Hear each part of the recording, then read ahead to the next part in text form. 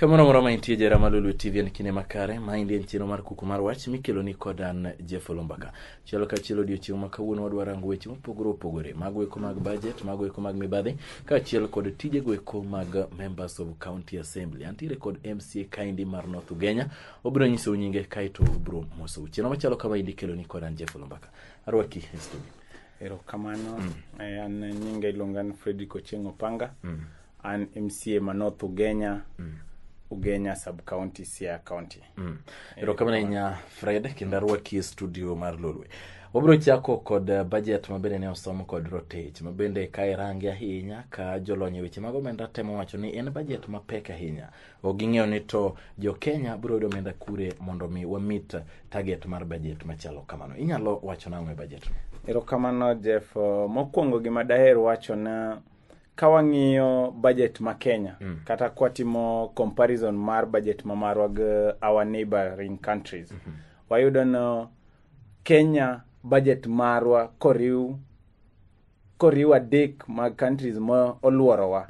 Uganda, Tanzania. Uganda, Tanzania gi Rwanda. Okromre gi budget ma marwa. To my budget ma kawang'iye kaka ne CS mar finance some mar yore pesa some en budget ma ng'ama dwa hinyre mogik en japiny. Kech iyudo na sani gik mang'eny kech mokwongo be gima ne miya luoro gi budget manyoro ni the deficit mar budget ni mokwongo iyudo na en 550 billion 550 billion wakia kuma pesa ni dwa ai. Mano ng'isi na the next option ma Kenya go en mondo mi gikwa to already wan gi hola ma ng'eny go tamwa kata chulo. So my budget ma an kaka achiel kuom rit jopiny ama jati jopiny oka support to adaher na kech budget ni ng'enyne adier makende ng'enyne dwa dhi ofuko jomopogre. Naneno ka kweth mabalo kod piny owacho kotelnegi kod mbai ka achiel kod Chris Wamalwa gini makiminini ne wacho ni ok ging'eyo ni to omenda nyiri dhi wuok kanye. Kaeto giwacho ni ma Indian budget mo ohinyo japiny ahinya kata ng'ama onge kod nyalo mamalo. Iparo ni ma indi nyiso nade makoro oganda onego beni koro rido kamba koso nade? Adier makende Jeff, oganda wa nyaka ang' rid kamba nikech budget mar 3.6 trillion ok en budget matin. To be gima tamo ang'wa nikech iyudo na budget some ministry dhi mi budget maber to budget gi lale ofuko oganda wa. Mayo ok en wach mamiwa mor to ok en wach be majiwa manyamiyo wabed gi mor e budget aina nikech mokwongo development budget ni in terms of development onge gimoro malich ahinya ma sirkal dhi timo. Kawang'iyo kane ker Moi okay lot budget wane en around 200 million. Kane Kibaki owuok ma Kibaki ne oloso piny maneneno nen around 800 million. To within the 4 years ama the 2 terms ma sirkal mar Jubilee osebede telo ni adier makende japiny osehinyre. Japiny oseneno matek kech budget gi it's a budget man malo to gimo malich ahinya motim okwane kech gima ng'ata ng'isi na SGR. SGR ber. Adier SGR wan gi go mar around 356 billion. Sani eka SGR otieko higa achiel. To ne wang'iyo ka giwacho na SGR ni osemana chulo billion achiel. Matiende nwa dwa bet higni 300 kapo dwa chulo go maka jogo dwoko nwa trenja to gicha onge gicho kethre. Gidwoko nwa mkebe. Tiparo nade aneno ka omenda bende giketo e migao machalo kaka mag thieth, migao mag somo, kaeto Nairobi Water bende gima ne oganda wuoya ahinya ni Nairobi Water, Nairobi River ok Nairobi Water. Nairobi River ne omi milion 800,000 ne idwa timne upgrade. Ok ang'eyo ni to Nairobi River nieri milion 800 ni idwa timne upgrade machalo nade? Jeff, akian gidwa golo pigni ka Nyasaye mondo gimede Nairobi River. Tadier makende na sani wane ing'ene gima jogi nyaka ng'iswa milion 800 midwa kete Nairobi River. Already a ministry mar environment nitie program mar pidho yien. Akian milion 800 ni en part mar pidho yien kech ka gidwan gi kony mondo Nairobi River o maintain obed pi maler mondo mi kata ji nyalo bedo recycled joti kode yo makare.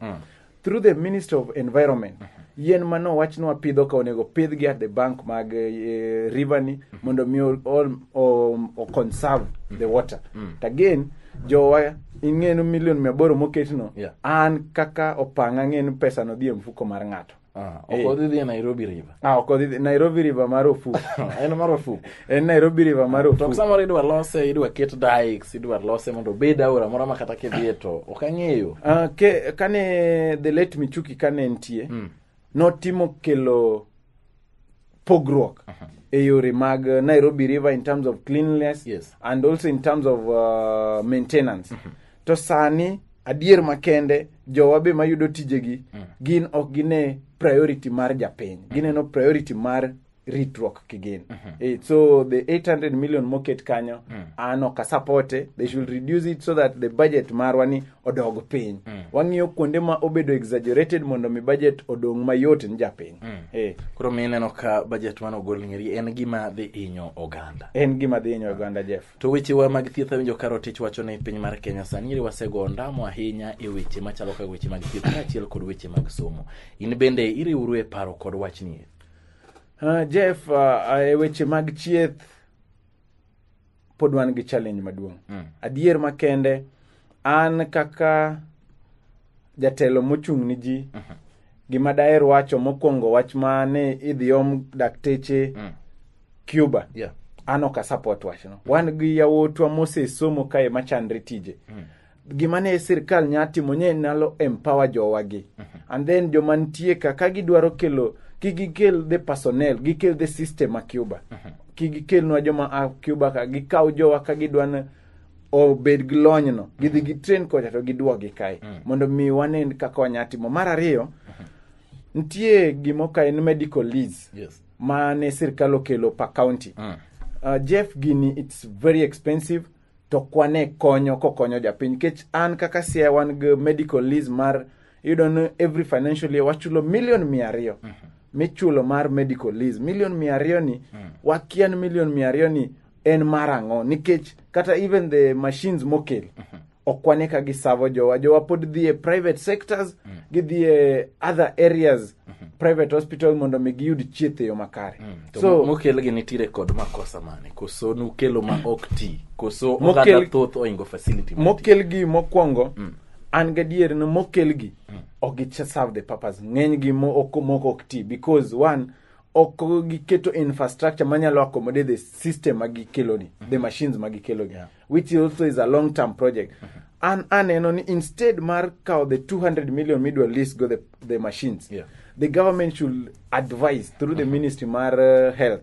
Mondo mi every county ongi kaka nyalo keto chenro makare in terms of infrastructure and also koreka wa kill the machines. Because en $1,200,000 per financial year.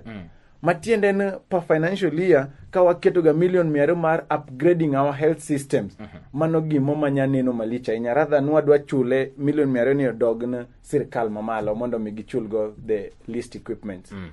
Erokamano Hon.Fred. Inyalo nyiso ni to sirikane magwenge bende omenda omiyo. Inyalo wacho ni dongruok mag sirikane magwenge kaka une MCS mabende rango gi. Un kama chalo nade?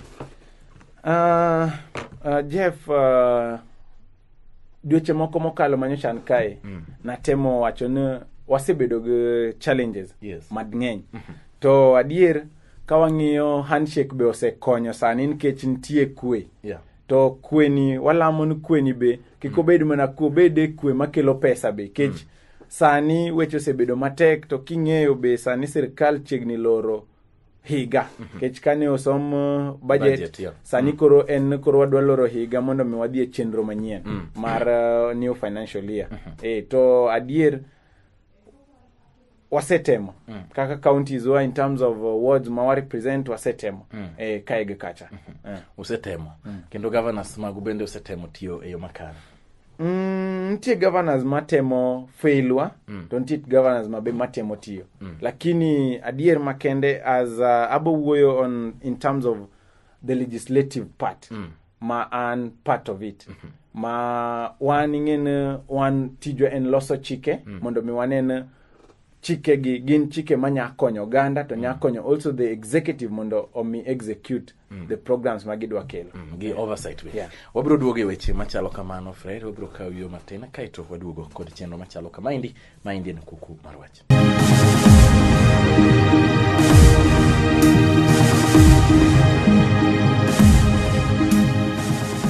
Goge thuolo mar ariyo kendo maindi en chenro mar Kuku mar Wach antiere kod MCA ma North Ugenya Chieng Opanga ma kaka nwanyise chielo ka chielo watemo rango weche matimore koni kod kocha. Sani wadwa dhi e sirikande mag gwenge kendo wadwa dhi achiel ka chielo wuod mare be mondo wanene to en Fred Opanga ma bende osechayo ahinya sirikal mar Jubilee Nyeri. Ento tije osebedo kadhe nade e gwenge go mag North Ugenya. Chaka rwaki e studio. Erokamano je. Fred, wachaki kod gwenge go mag West mag North Ugenya. Oganda osebedo ka wacho ni MCAs to moloyo omenda mimiyo mag World Development Fund giwacho ni samoro kuti kodgi maber ahinya. Okay, kaunti ma Siaya kende to kaunti mopogore wang'iyo mani luwo Nyanza. Nyalo wacho na. Mokwongo Jeff, gima daher wacho ni oganda wa. Waungo World Development Fund. To pesa mabiro ga per development per ward. Yes. En mana gima watemo keto but okwan mwa manage. En pesa mabedo managed the executive. One kaka MCAs tijo en mana propose with we propose kawan budget more low. Watin koro kaka this financial year ka en 35 million to 35 million mabodin all the sectors, both the education, both the health, both the roads, to both the trades and our markets repairs and lighting. Yeah. Ma uno wonge kod omenda mora ma would control. One kaka MCAs wongo gomenda mora ma control. Onge. Kech sanie ka ning'io nyoro the bill ma Honorable ka ngata ne temo introduce mar Ward Equalization Fund. Nyoro ne okalo e Senate to ne gichiwo some few amendments on it. Koro warito mondo mi odhi through, odhi e National Assembly, bang' kanyo kokalo to odhi e Rais, President Kerr mondo mi one kaka nyalo kete koke alafu ang'i kaka nyalo yudo omenda go watin jopiny. To adaher be mondo mi awach. Jowa onego support wa e wach mar fund ni. Nikech mondo wayude nikech ing'eyo yudo fund ni oken an madwa tiyo kode. Nikech mokwongo an abo mana bedo kaka the patron ma ng'iyo kaka omenda ni operate. Okan glwedo moro ma I operate go as an individual. An oko. There is a committee ma ibo ket ma be the executive part bo kelo ng'at gima oversee the operationalization mar fund no. An akelo mana projects to an gadier ni komiwa wabo temo reduce issues moko ma no ki support governor, so there is that discrimination in terms of mar development award ni. Manegi mo temo support governor to okmi priority which mag development. Ing'en ntie governors moko ma kane ok supporte en gi to more chunye ni ng'ani no ko supporta koro in terms of dongruok be oneno no konego okel ni dongruok. Manegi ma the bill temo golo. So that ka en North Ugenya yudo $40,000,000 en $40,000,000 to $40,000,000 jo North Ugenya n gratiro mar budget kode mondo mi ginen tije gi otimre yo makare. To singo mathoth ahinya bende niketo ne oganda ma North Ugenya, especially during the campaign period, ka bende ni wacho ne gini intiere kod gombo mar loko ngima margi. Nyalo wacho ni lek machalo kama sani ni kama chal nade. Bende ichope koso kapok ichope tang'o mi pok ichope. Jeff, lek non achope. To maduong' ne campaign na chiko jo North Ugenya na daher mondo mi village ka village obed gi pi. To adier makende sani asetemo ma sama wuoye ni ntie centers adek ma already asechako kunye pi.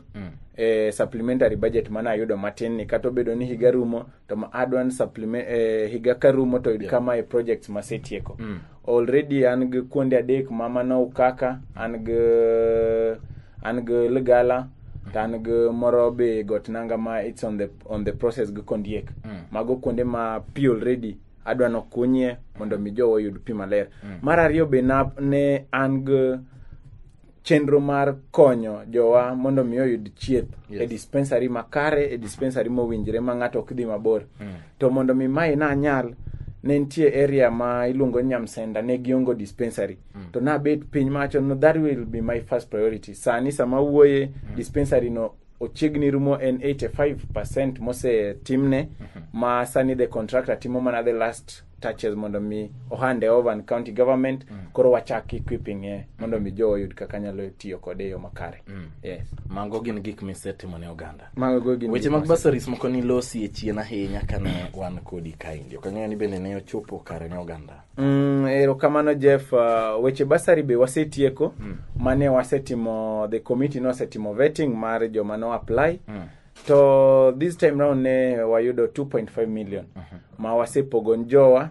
To an gi geno na juma manyien ama dweni kapok rumo boyudo ka sirkal mamalo oseoro pesnigo e skunde wa mopogre, kech list wato ne waseoro ne executive. Kaka na chako wacho cha an kako panga aongo funds manyalo control directly mondo mi affect the payments to school. Nyaka los mana list ta direct joga mondo terne executive. Koro it's upon the executive mondo mi execute. To yuak ahinya bedo ga e wach mar bursary mieri ni samori chiwe to ok chiwe ne jok ma are deserving mondo mi oyude. Samori chiwe ng'eruok ni oyo be ne konyo panga e campaign, be ing'eyo panga yo machalo kama mondo mi koki yud bursary. Mind osebedo ka bede awards mathoth ahinya. Bende otimore e gweng'i ka. Assurance ma daher miyo jo North Ugenya en ya. Jeff, an aongo ng'at manoko supporter, jite North Ugenya no supporter.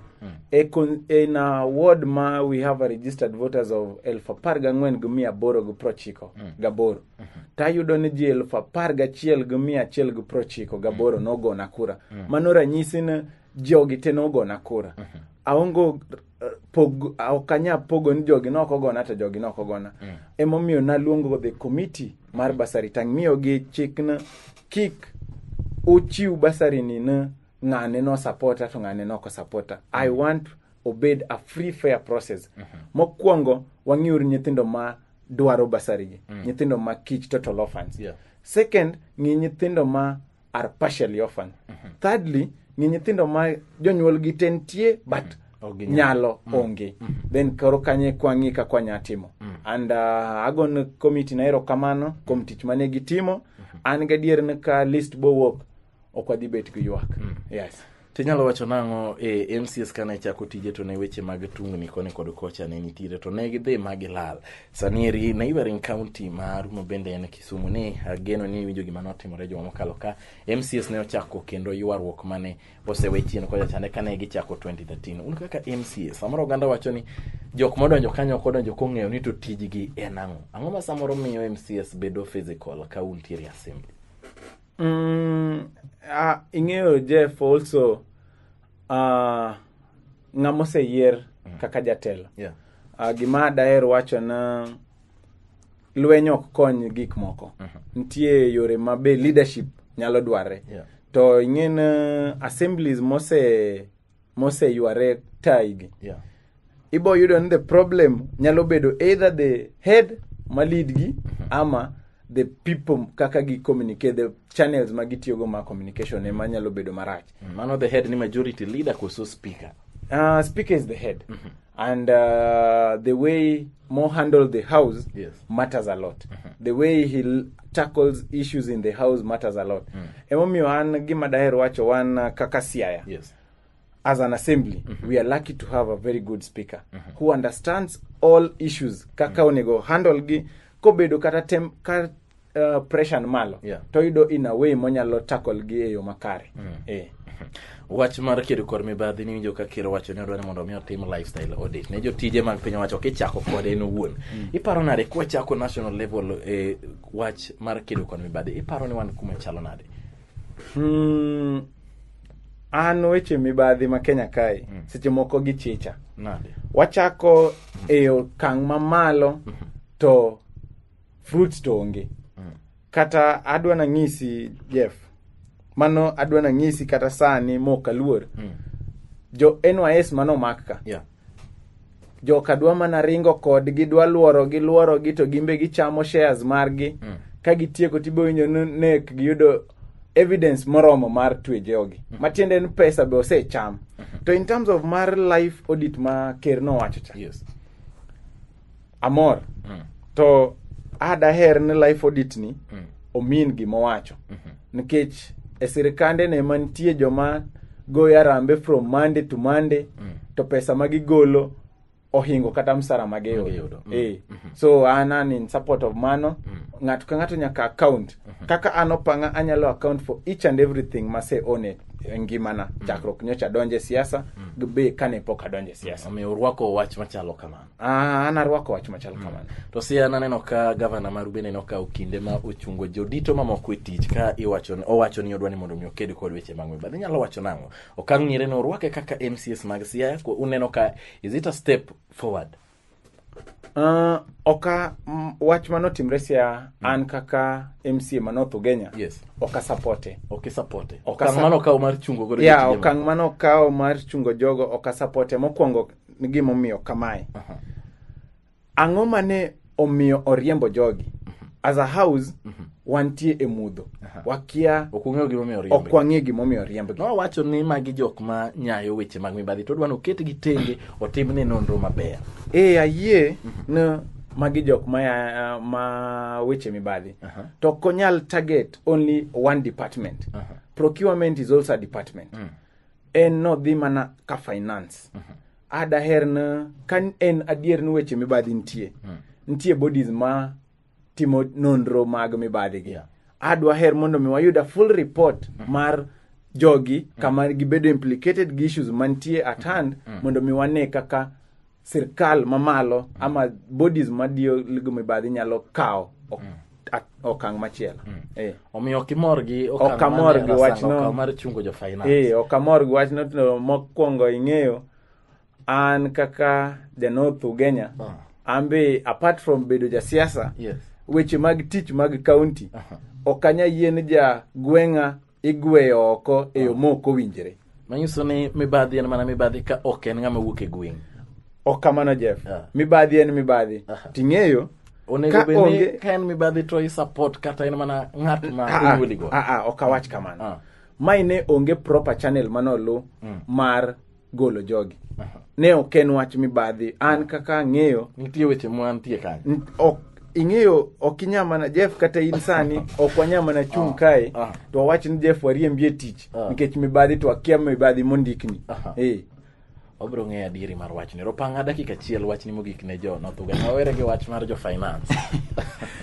Erokamano ahinya ne jo North Ugenya kuom miya thuolo mar bedo jatich mamaru. To gima daher ng'isou en e wuoth mar higni 5 gi. En wuoth ma daher mondo mi wuoth karachiel, mondo mi wati karachiel, mondo mi wanene fruits mag devolution wayudo e yo makare.